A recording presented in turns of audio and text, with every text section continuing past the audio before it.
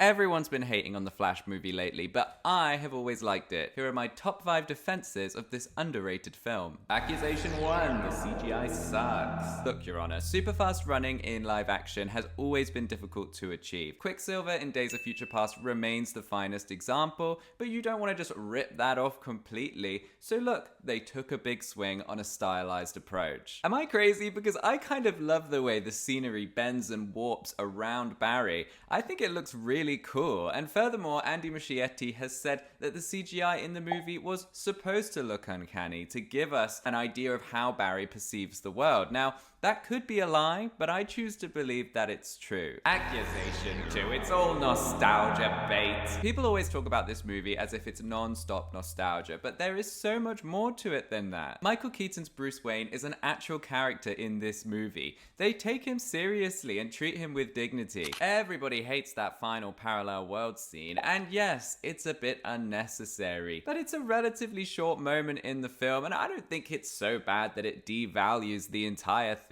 I think Barry's farewell scene with his mother, which comes after that, is far more memorable and genuinely moving. Accusation 3, Andy Muschietti deserves to be fired from DC. Yes, nobody wants Muschietti to do his Batman Brave and Bold movie because The Flash flopped. Well, let me tell you, I think that this movie has some of the best action sequences that the old DCU ever saw, many of which involve Batman. Accusation 4, Christina Hodson deserves to be fired from DC. Everyone hates on Hodson for this movie too, when I think it's got great emotional beats, great comedy, and it ties together the messy as hell DCU continuity in a really cohesive way. Look, it's no secret that this era of the franchise had pretty weak foundations. So the fact that we got such an exciting Flashpoint mini Justice League movie out of it, I think is really impressive. And it serves as a really nice farewell to the Snyderverse era, even though Blue Beetle and Aquaman